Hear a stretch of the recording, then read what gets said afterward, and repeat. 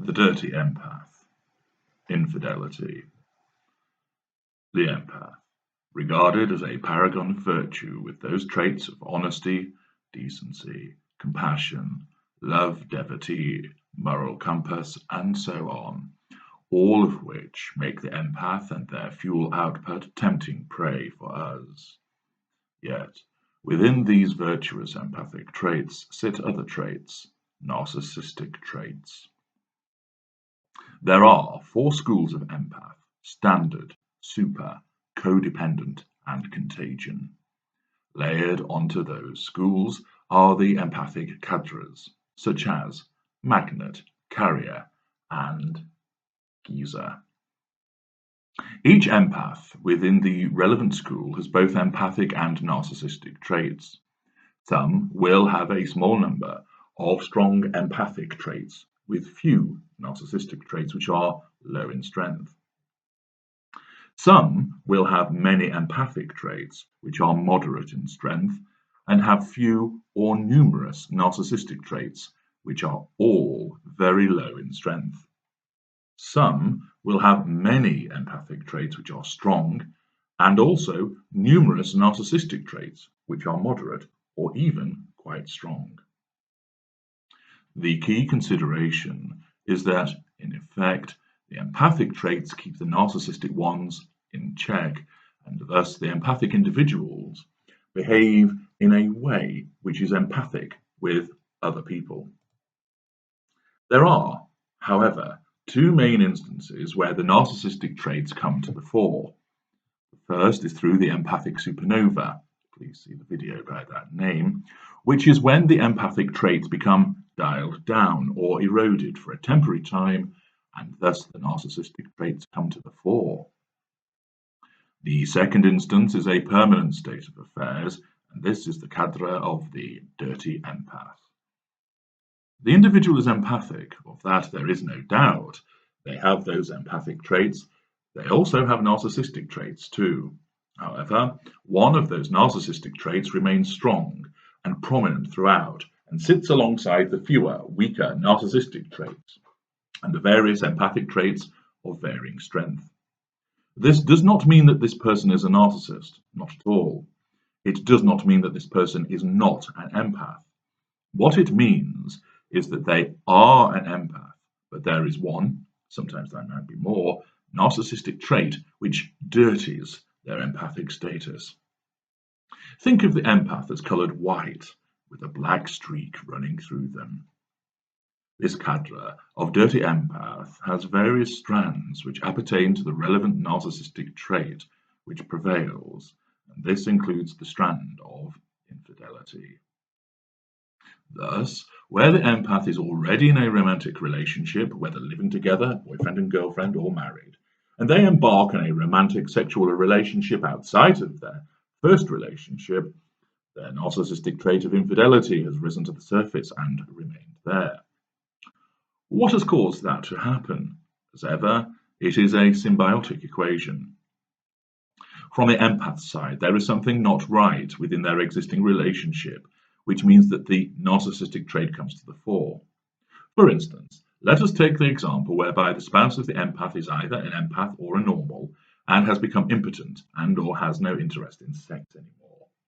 All else is well within the relationship.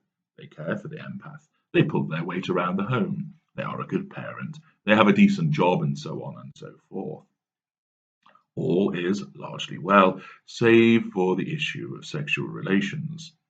In such a situation, the empathic spouse has the following choices. 1.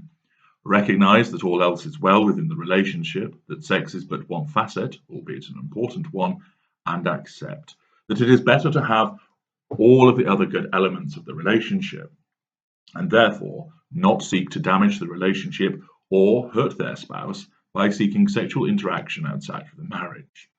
This is the response of an empath who has no dirty streak of the narcissistic trait of infidelity. Number 2. As just described, save that the empath regards sex as so significant that they need it, yet they do not want to hurt their spouse. Accordingly, they seek their spouse's blessing to seek sex outside of the marriage. but otherwise want nothing more external to the relationship. This is the response of an empath who has the narcissistic trait of infidelity, but it is not so strong as to amount to a dirty streak. 3. As per the first point, save that the empath craves sexual interaction, knows it can only be achieved outside of the relationship. They therefore seek out sexual encounters with other people, but have no desire to leave the existing relationship. This individual's narcissistic dirty streak has risen to the fore and governed the behavior of this particular empath. With regard to this third element, it remains relatively rare that the empath will do this unilaterally because their traits of guilt, honesty, decency, and compassion will fight against the desire to accommodate the narcissistic desire of infidelity. If the narcissistic trait is very strong, the empath may still seek out these encounters and have them with normal people, an empath in a similar position to their own, or find a narcissist. What happens more often than not in this third situation is that the empathic spouse has been targeted by our kind. An empath with no narcissistic streak of infidelity will resist the sexual overtures of the narcissist. They may remain as a non-intimate secondary source to the narcissist. It is highly unlikely, however, they would actually be targeted to begin with by the narcissist. An empath with a narcissistic streak of infidelity will succumb to the overtures of the narcissist and find themselves engaged in an affair, breaking their wedding vows, breaching the trust of their partner, and becoming sucked into the world of the narcissist. If the narcissistic streak of infidelity is very strong, the empath may even have sought out, unconsciously, the narcissist. Combine the narcissistic streak of infidelity in the dirty empath and a narcissist, and infidelity is a given. How this pans out very much depends on the desires and wants of the narcissist. Please listen to the latter part of the video, The Married Target, as to how we are drawn to those who are married and thus become susceptible to our overtures. We may want the empath to become our intimate partner primary source, and thus they are designated the role of candidate intimate partner secondary source, as we love bomb them and lure them away from their spouse using our range of manipulations in the way that is described in The Married Target. It may be the case that both dirty empath and narcissist are content with an arrangement whereby the dirty empath is a shelf intimate partner secondary source and sees the narcissist intermittently and is treated essentially as a friend with benefits, side person, booty call, or mistress. Both parties are content with this arrangement. The narcissist gains in accordance with the prime aims, and the dirty empath scratches that itch for sex outside of the marriage, coupled with the excitement that accords with it, but keeps their own relationship intact. Sometimes the dirty empath becomes the dirty little secret and is content with that arrangement also.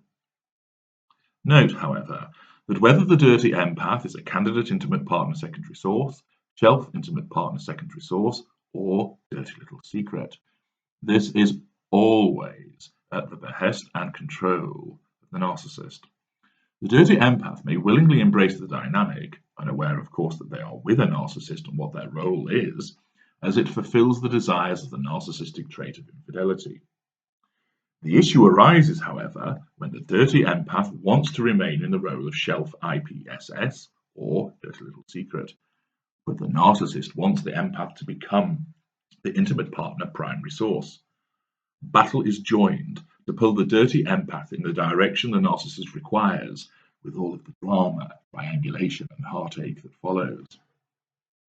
The problem for the dirty empath is that having allowed themselves to be governed by the narcissistic streak of infidelity, they have already trampled over their partner, and the narcissist knows this.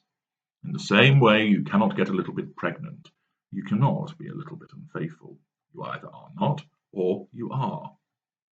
Where the dirty empath has hitherto enjoyed being the shelf IPSS, or dirty little secret, keeping this activity secret from their partner and enjoying all the other benefits of the best of both worlds, it is the narcissist who ultimately calls the tune, and if he or she wants that dirty empath in a different role, the the narcissist will strive to make it happen. If the dirty empath will not accord with the change of allocated role, then he or she can expect their partner to be told of their infidelity. And invariably, the narcissist will have evidence: photos, film, documentary evidence of hotel trysts, oral testimony from lieutenants to use against the dirty empath. If the threat of release of this material does not persuade the dirty empath to submit to the whim of the narcissist, then it will be released. The hitherto painted white dirty empath will be painted black. They will be devalued prior to disengagement, and their own existing relationship with spouse or partner will be the prime target of the narcissist for the purposes of causing its destruction and spreading misery. The need to punish the disobedient dirty empath and the significant fuel available: negative fuel from the IPSS, negative fuel from the secondary tertiary cuckolded spouse, negative fuel from secondary tertiary sources allied with said spouse and or dirty empath, positive fuel from loyal secondary tertiary sources to the narcissist, means that the chances of the dirty empath being let off are virtually nil. The dirty empath may find they can keep their own infidelity quiet for some time, remain as a dirty little secret or shelf IPSS, and enjoy an elongated golden period with the narcissist. But they have no control over that. If it continues that way, this is purely down to the approach of the narcissist. There remains a risk that the narcissist will wish to change the dynamic, and with that comes significant consequences for the playing away dirty empath, his or her spouse, partner, and family. Those who give in to their narcissistic trait, and this is usually because a narcissist has sniffed out this dirty empath, will eventually end up suffering. This happens in the following circumstances. 1. The dirty empath is dirty little secret or shelf IPSS for some time, and then the narcissist wants to promote them to candidate IPSS and then primary source.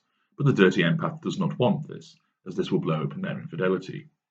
2. The dirty empath is dirty little secret or shelf IPSS for some time, and then the narcissist decides to disengage against the will of the dirty empath. 3. The dirty empath wants to become the primary source of the narcissist, but the narcissist does not want this to happen. 4. The dirty empath wants to become the intimate partner primary source of the narcissist, achieves this, leaves their former spouse with all of the attendant heartache that causes, and then enjoys a golden period with their newly acquired but unrecognized narcissist. Of course, you know what is coming next, don't you? Yes, the dirty empath intimate partner primary source is then devalued and disengaged from. Their narcissistic streak of infidelity has seen them lured from an otherwise satisfying relationship, drawn by the golden allure of the unrecognized narcissist, only for that to collapse. And now they find themselves alone, rejected, and often hated by narcissists and the cuckolded spouse they once had. The dirty empath with the narcissistic streak of infidelity, who becomes ensnared by our kind, is only heading for misery. They do not have the lack of remorse, lack of conscience, or lack of guilt that allows us to drive ever forward. Instead, they are left to rue the consequences of this narcissistic trait being intensified and exploited by our kind. There will be further videos concerning the various strands of the dirty empath.